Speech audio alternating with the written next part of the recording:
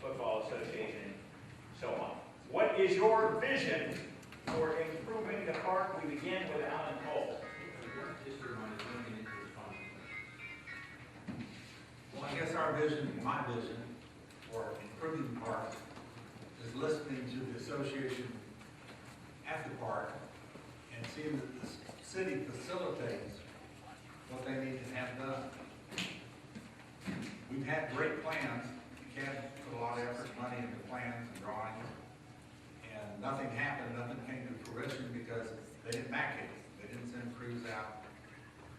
That's what this city should be doing, is when the park, when the group around this lake gets together and comes up with a comprehensive plan, then the city needs to facilitate that being done. Okay. And if anybody needs a question repeated at any time, please let me know. Kevin Fitzpatrick. Murphey County Park is kind of a favorite spot of ours. We've used it for the past 21 years. I used to have 2 9-year-old retrievers. I would walk around the back of the park. And so I'm really concerned about how the park is kept up and where it's done. I used to coach girls softball there before the fields were prepared, when the fields were on level, and we had adventurous games. So I see what happens when the park gets taken care of properly when it's not. Right now we have a really bad erosion problem at the park, and the county has kicked the can on that for a couple of years. Every time we get close to getting a resolution, somebody retires or moves away, and we have to start the process over again. I think this is the type of thing that a city of Brookhaven will be much more adept at handling, and we can task a city manager to solve those problems. But more importantly, I think we need a strategic plan for all the parks in Brookhaven. I really do not like the idea of ad hoc decision making. I'd like to have a really good strategic plan that the entire city is builds and makes a part of.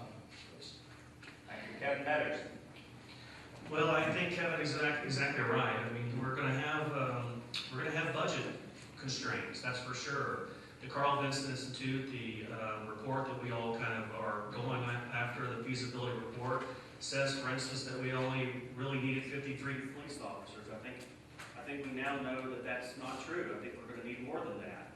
It costs about $100,000 to put 1 police officer on the beat, and if we're talking about 70 police officers, now all of a sudden we're talking about a couple of $1 million extra.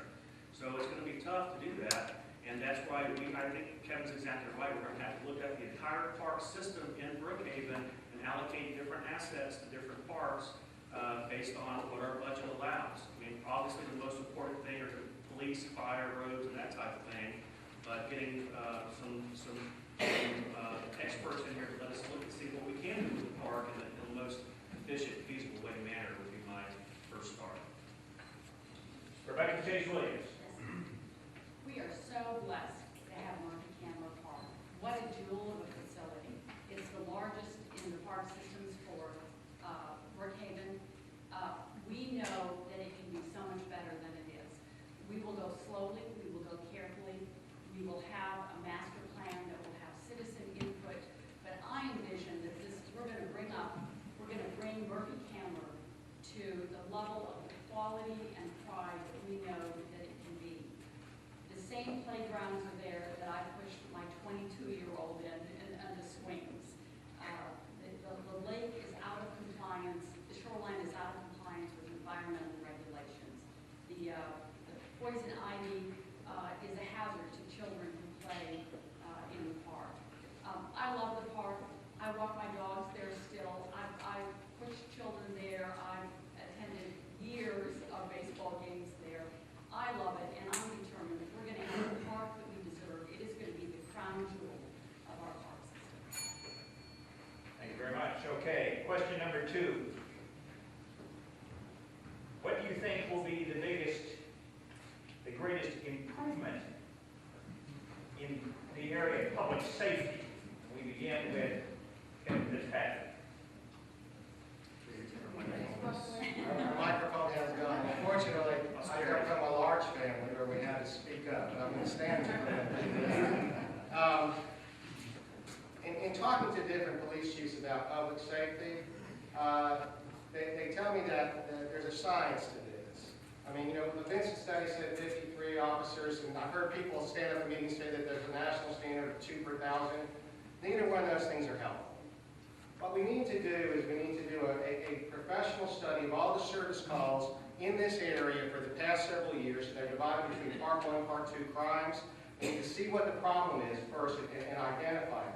The second thing we need to do is decide what level of service do we want. We can put a cop on every corner. It's just a matter of money. There are different levels of service, and the city council is going to choose the level of service. We need a level of service that improves public safety, that is community-based, that supports the neighborhood watch systems. If we do not improve public safety with the city of Brookhaven, then incorporation will have been a great lost opportunity. Meaders. Well, actually, the public safety issue is my number one issue, besides balancing the budget and making sure we're spending our money efficiently. Kevin was right in saying that the chief of police really does set the tone for the rest of the police department. In my conversations with Dunwoodie's chief of police, it's pretty obvious that 53 officers in our precinct or in the city of Brookhaven as it's grown right now is going to be challenging at best. There's going to be resource wars, if you will. Up here in District 1, maybe we're not going to have the crime that we're going to have down in District 4, which is Buford Highway, with a lot of apartments. District 4 doesn't really have any parks. We've got lots of parks. We've got Murphey Park, which is probably the best park in all of Brookhaven. So there will be a challenge, and we're going to have to balance the budget to begin with and start efficiently from the very beginning. Thank you. Rebecca Chase Williams. And the question again was, what is the greatest improvement? Correct.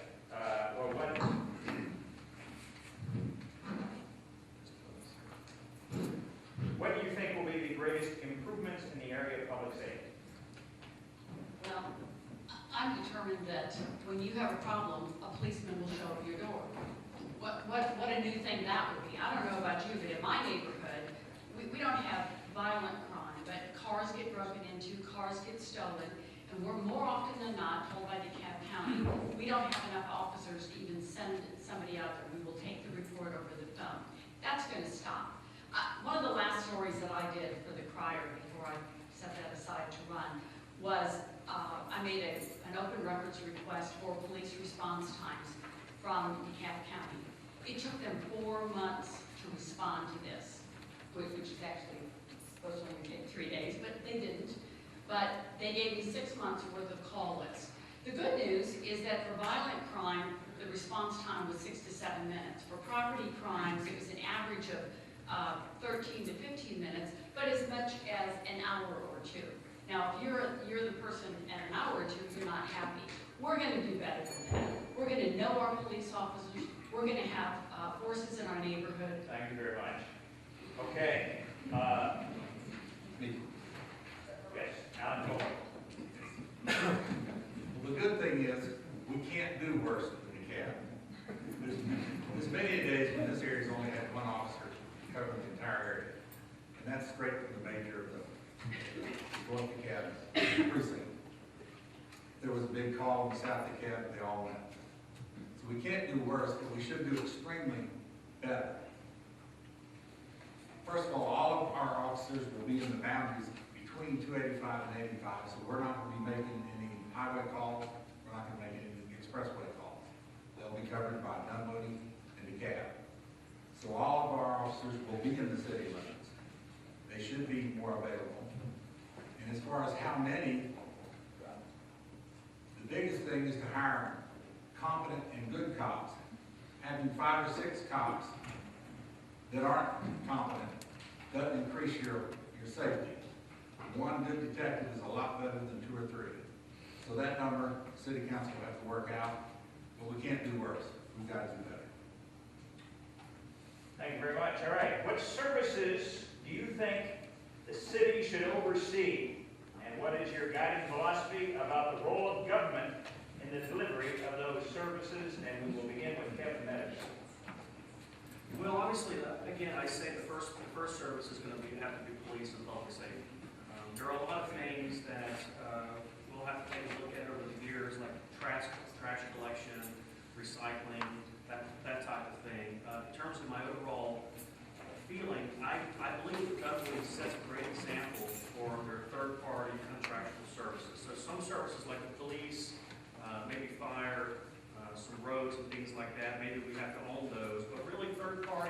vendors, I think we should follow Dudley's example there and sub that out to third parties that are specialized in those particular different subject matters, and then have competition, you know, and instead of having a contract that goes for 10 years, we make these guys compete with each other every couple of years so that we make sure that the competition in the open market is driving down our expenses, because it's got to be our money that we're going to be spending.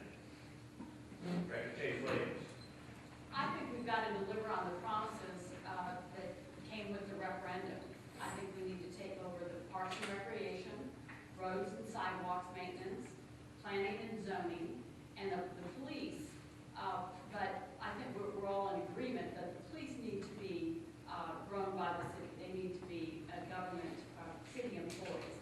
The other three services, though, there is already great evidence that outsourcing this, forming public-private partnerships is a very efficient, cost-effective way to go. And I would actually disagree with Kevin that roads and maintenance is a very good one for outsourcing. It's doing fabulous work in Sandy Springs, Johns Creek, and Dunwoody. And again, you bring private enterprise and competition, performance-based contracts into it, and you've got really strong, effective, efficient city services.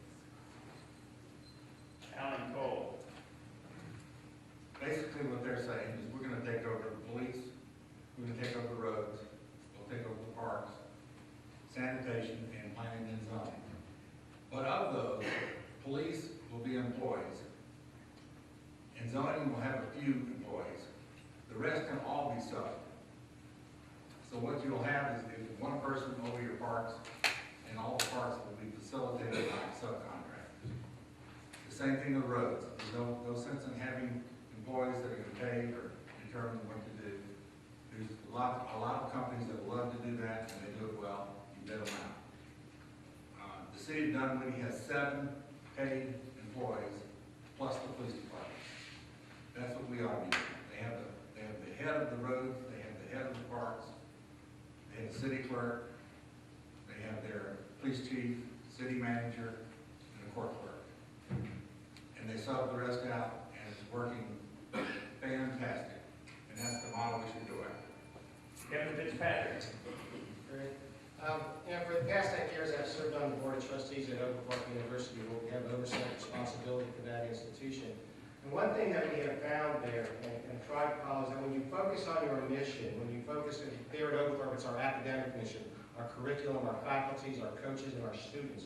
And when we focus on that as our primary focus, the university does a lot better. We contract out food service, we contract out grounds and building maintenance, and this year we contracted out the bookstore. Because our focus is not on managing the inventory in the bookstore, our focus is the academic mission. The city of Brookhaven's focus needs to be primarily public safety. We've taken on this obligation for public safety. It is not something that we can do lightly.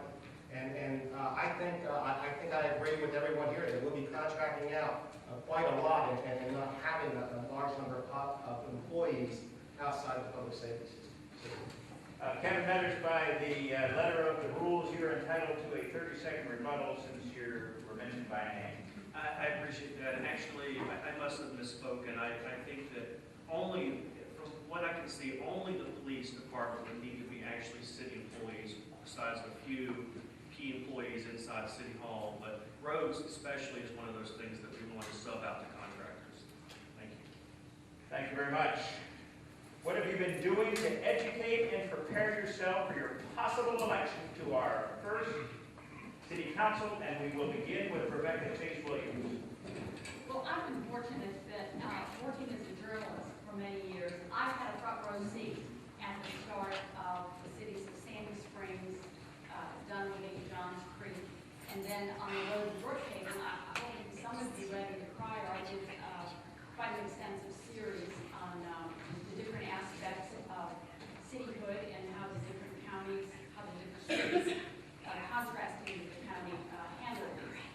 It was a great education for me, and over that time, I've gotten to know, most of the main city officials and players, and how all of those departments work. So I ready on day one. I know how these cities work. I know what needs to be done. I understand what's worked, what hasn't worked. I met with these city officials. I've talked to them. I've tried to learn from them, and I'm ready. Alan Cole. Well, I've been to the Dunwoody's expose of their city, which was awesome. And I've been to the municipal organizations, and they brought us up to speed on the legal aspects of the city. I've focused mainly on the police. I've got 3 people on our commission advising us. One's a DEA person, one's a Secret Service person, one's a GBI. And so I'm up to speed on the police aspects and from the field that they like. And any other courses coming my way, I'm attending. Kevin Fitzpatrick. Well, the first thing I did was read the charter. And I looked at all the different things that the city can do. You know, the city is charting out, we're going to do 4 things right off the bat. But the city has unlimited authority to do anything that any city does. And it was an interesting document to read, because that charter can only be changed by an act of the legislature, and it's something that's going to be the constitution of the city of Brookhaven. So I thought I would start with that. Beyond that, I have been talking to you all. I have been knocking on doors and attending meetings and trying to find out what it is that you all expect out of the city of Brookhaven. It's not what I want, it's what the city of Brookhaven wants. And that's why I'm convinced that what we need to do is have a goal to make this the most desirable location to live in the metropolitan Atlanta. We need the best public safety, the best roads, the best parks, the best neighborhoods, and the best connections between those neighborhoods. Thank you. Kevin Meaders. Yeah, actually, that's a good question, because similarly to Kevin, you know, the reason I'm running here is because my business is located here in District 1. They've consistently raised the taxes on my business. I pay a business occupation tax. I pay an intangible use tax, and now I have to pay taxes on a copier that I just rent, just to have it. And so, you know, my impetus and my reason I'm here is really to get these taxes under control, and God forbid, make sure we don't raise our taxes on anyone. But similarly, my question is to the people. I've been trying to meet as many people as I can to ask them what's important to them. Is it worth raising your taxes on your home in order for us to have nice, shiny parks and brand new sidewalks? So please, if you get an opportunity, email me at kevinmeaders.com and let me know how you feel about that. Thank you. Thank you. All right. What will you do to promote more sustainable development patterns and better bike and pedestrian connectivity from the Murphey-Candler neighborhood to the surrounding areas?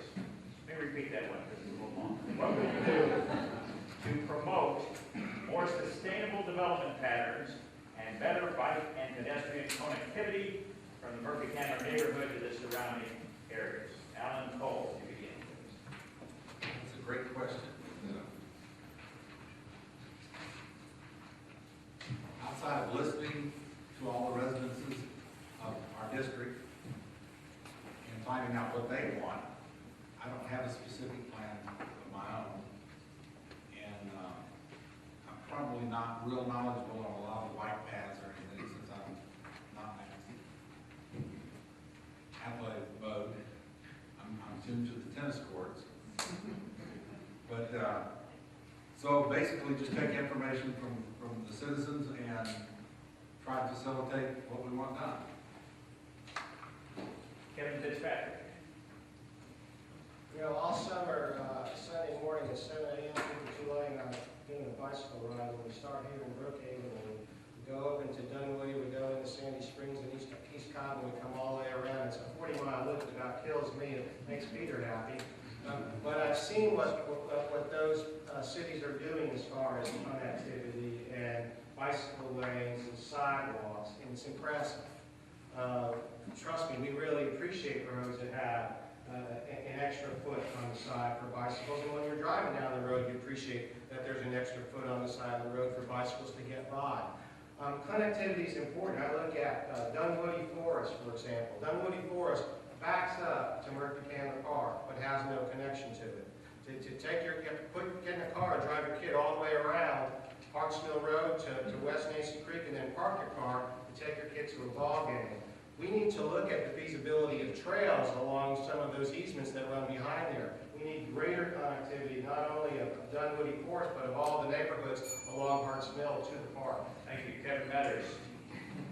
Well, the city doesn't necessarily need to plan and do everything and pay for everything itself. I mean, there are a lot of groups out there in Brookhaven right here that have a vested interest in what's going on. They actually really do care, and they really have very dedicated volunteers. One of those groups is the Sierra Club, which actually did endorse me because of my sustainability and environmental issues. But also the Brookhaven Overlay is a sort of a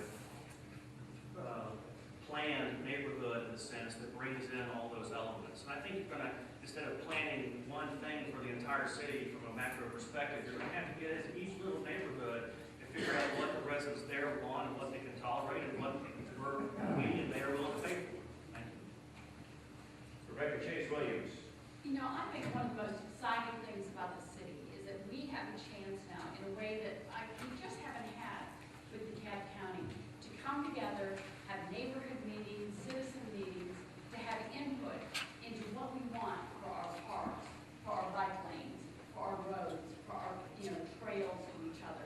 And it's not something that's going to happen overnight because, first of all, I think we all agree we got to figure out where the revenue stream is and exactly, how we're going to spend the money. But we can start dreaming today about what we want our city to look like, how we want to live, how we want to be able to bike up to the corner or go up to the Starbucks and not be in fear for our lives. It just amazes me that we build bike trails on bridges that then end. And so, I mean, I don't dare go out on Ashford Dunwoody Road on the bike, even though I'd love to. But I think these are all the incredible possibilities that we have that we can achieve in our new city. Thank you very much. The city of Brookhaven has a rich diversity of cultures and people. What will you do to foster and respect that diversity and bring people together? We begin with Kevin Fitzpatrick. Well, that's a big question because we are kind of separated.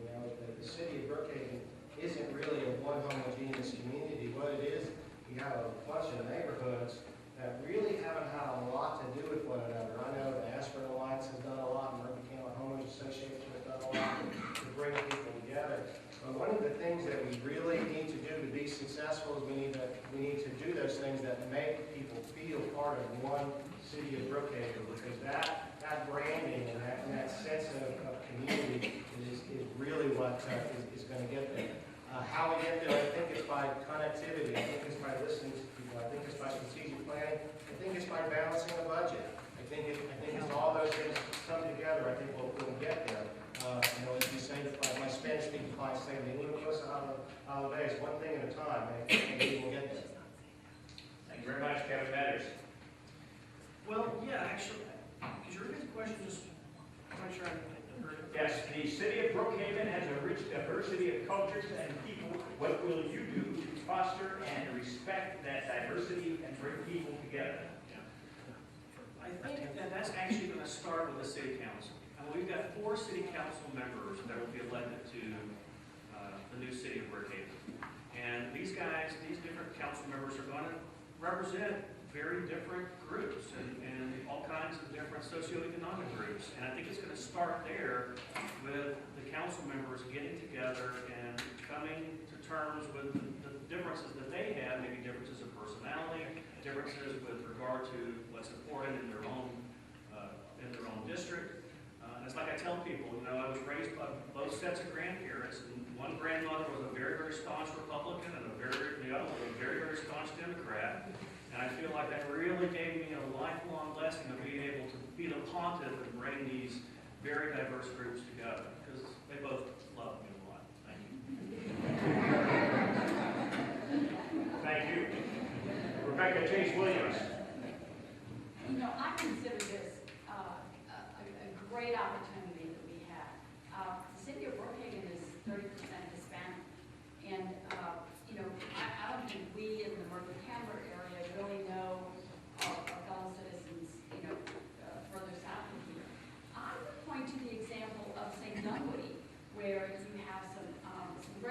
public events that bring people together, whether it's the 4th of July parade, lemonade days, the art festivals. I see us all going to each other's neighborhoods and trying each other's foods and having festivals and coming together in a way that we just haven't had a chance to do before. Murphey Candler is going to be a great venue for a festival. So is Blackburn Park. So is Ashford Park. And again, I think it does start with the city council and the public input that we're all going to be able to have, because finally, folks, the city is listening to what its citizens want to do, and I think that will be a great advantage. Thank you. Alan Cole. Diversity was the founding reason for the Ashford Alliance. Oak Forest was having zoning fights over and over, and we needed a bigger voice.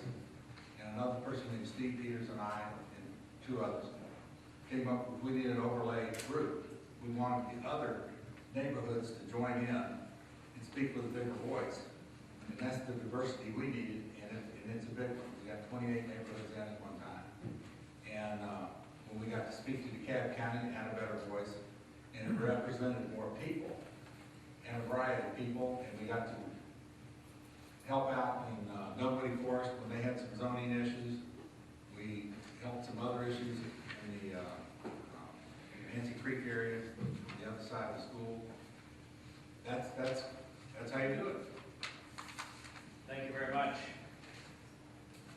What do you see as the challenges and opportunities of working with the county, that would be DeKalb County, in establishing our new city? Kevin Meaders. Oh, great. Get you first. Challenges and opportunities. Well, the opportunities are pretty obvious. We're going to be able to, like Rebecca says, you're going to have more accountability. I mean, I live right off of Johnson Ferry Road. Kevin lives here somewhere. So we're all going to, no matter who you vote for, you're going to have more and more accountability. You just come to our house and beat down the door, you're going to get some attention, I guarantee you. So our opportunities are going to be there, and we can manage our money that the CAB has been spending. I mean, I've been increasing my taxes. It took me a year and a half to get my home through appeal, and by the time I had gotten my value reduced, they raised the millage. So I feel like definitely having some responsive closer to home is going to be fantastic. The challenges are going to be, they're not so happy with us. There's going to be people over there that we're going to have to deal with and be kind to that weren't so kind to us when we started off on this voyage. So that will be a challenge. Thank you. Rebecca Chase Williams. And the question was challenges and opportunities of working with the CAB. What do you see as the challenges and opportunities of working with the DeKalb County in establishing our new city? Well, Kevin's right. DeKalb County's probably not real happy with us right now. But the good news is that, even since Dunwoody became a city, some laws have been passed to actually spell out how they transfer the parks, how the host credit money gets, sent over to us. So we don't have to go in and negotiate these things. The law's pretty clear about it. There's going to be a little bit of pushback. I consider probably the biggest obstacle is that we're going to have to pay for services to DeKalb County until we can launch our own. So they could charge us quite a bit to continue police services or planning and zoning or road maintenance or whatever it is. So that's going to have to be negotiated. But we are not seceding from DeKalb. We are still important members of DeKalb County. We're still going to get our water, our sewer, our fire, our ambulance, our libraries, our courts, are all coming from DeKalb County. So they Thank you need very us. much. They need us in the future. Alan Cole. Well, our opportunity is to separate the services we can separate. And then we're going to still have to deal with water and sewer, which is probably the biggest number of any city or county. And they can play games there. And then we have planning and zoning issues because as a city, we'll be doing planning and zoning, and across the highway or whatever, they can do their planning and zoning. So we'd have to work with them on that. We'll have to have their police force more than likely for 3 months or 4 months, and they get the bills for what they want, and that's a negotiation going on. And then on the host taxes, all the cities in DeKalb, I know, are fighting DeKalb over how they're splitting that. And it's not a set issue.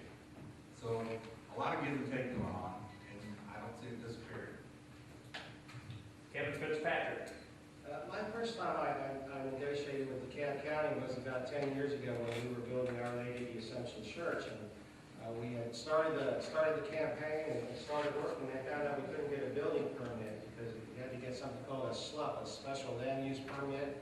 And we couldn't get one unless you were on a major or minor thoroughfare. And so I led the lobbying effort to work with the county to get a text amendment passed so that the law would be changed so that we could build that beautiful church there. DeKalb County is like any other large monolithic institution. It is full of people.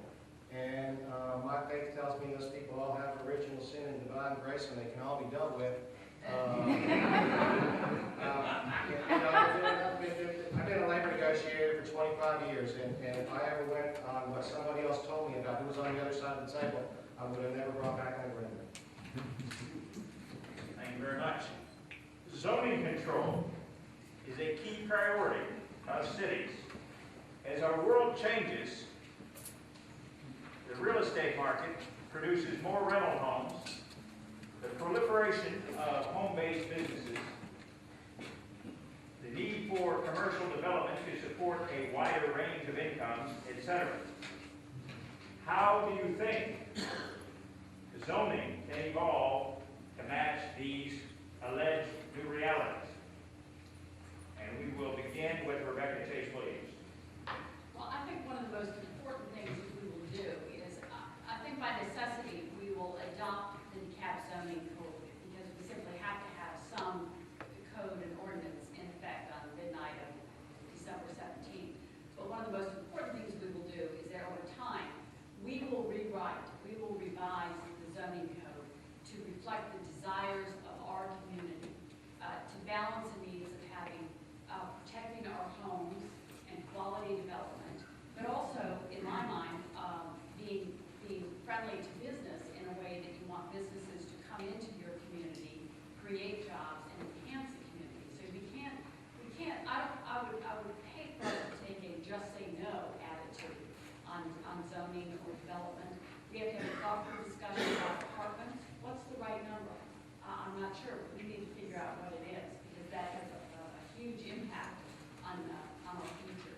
But we do have a chance to get the zoning. Thank you very much. Alan Cole. On zoning, the good thing is, once again, it'll be just in our city community, so we won't have to worry about zoning issues that are a long way away from us and their input on our decisions. I think the voice of everybody here will be heard tremendously. And then when it comes to zoning, you have to always take in, if you own property, you have rights. And when you want to overcall those rights, you have litigation. And litigation is a lot of money. And in zoning, you'll see a lot of court cases, a lot of money spent fighting over legal issues. So I think if we set our zoning up right and look at it with property rights and try to avoid the personal zoning issues, we'll function well. Thank you, Kevin Fitzpatrick.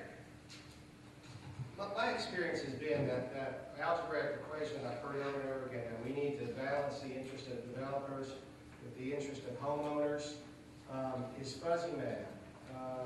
Where the homeowners always end up on the short end of the stick and the developers do well. The developers are the ones who make large campaign contributions to the county commissioners. They're the ones who have a lot of money in the game, and they tend to get what they want in DeKalb County and have for quite some time. And I think that what we need to do is have a principle that we protect our homeowners. Sure, we want quality development, but we want to protect our homeowners. We're a community of homeowners, and we want to protect our homeowners, and we should use that as our guiding star in zoning. With regard to commercial development and what we want and don't want, I've heard people say, well, we shouldn't have a lot of restrictions because we need commercial development for our tax base. Can't argue with the math of that, but I can tell you this. Just because we need a date to the prom doesn't mean we should lower our standards. Thank you very much. Kevin Meaders. Well, I'll get my date to the prom, so. But again, I think that, what's going to be neat, first off, there are other groups, there are still groups in existence, almost every single one of our districts that already has this concept going. They already have an idea of what they want. And again, diverse city. What's going to be right for District 1 is not going to be right for District 4. And so we're going to have to look to the communities that are in each one of those districts to say that we're going to have just, we're going to do everything through Brookhaven, through the 4 different districts the same way, in the same architectural scheme, with the same sort of zoning. It's just not, it's not feasible, I don't think. So I think we're going to have to take it district by district, and even maybe neighborhood by neighborhood, to get the kind of feel that each of the citizens in each one of those districts is going to want. Thank you very much. We now move into a question submitted by you, the audience. So I must remind you that the views expressed are not necessarily those of the moderator or the board. There are some good questions in here. All right.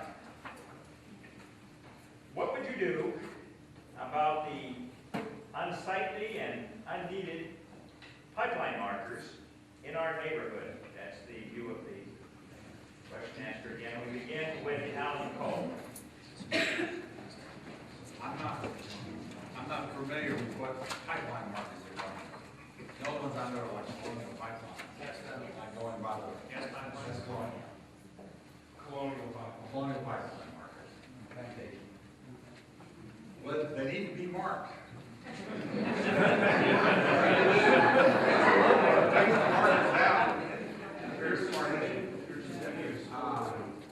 And then you don't really want to hide them because they're there for an emergency reason. You want people to find them when they're looking for them.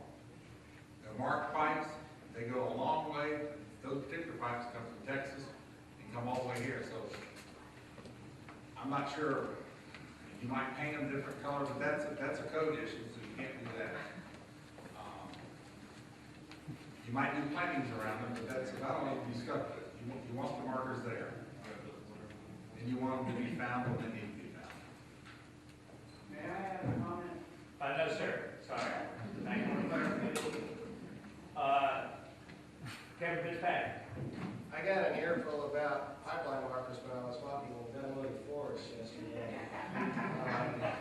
All along Remington, you see these big, gigantic poles that stick out of the ground with signs on them, and they're not the most attractive things. I don't know what to do about pipeline markers, to tell you the truth. I don't know what the legal basis of them being there. I don't know what the code says about them. That's just something that we're going to have to research to figure out what's the best option. I will tell you this, it is ugly. There's got to be something that can be done to put some lipstick on that pig. And I apologize for not allowing any questions in the audience, but I open it up for one, et cetera, et cetera. I'm just giving my marching orders. All right, Kevin Meaders. Yeah, the pipeline markers are very unsightly, and I haven't actually researched that question to determine how many pipeline markers are absolutely necessary. Obviously, they need to be marked. The pipeline people need to know where they are. I don't know if we have more than, to me it seems like they have more than we need for any logical person to find them. It seems like they can find lots of other things that are buried in the ground without markers everywhere. So maybe we don't need a few markers, maybe we get rid of some markers, maybe we can tone the markers down, rest them up, I don't know, but that's something I have to ask somebody for sure, and we will do that. Thank you very much. Rebecca T.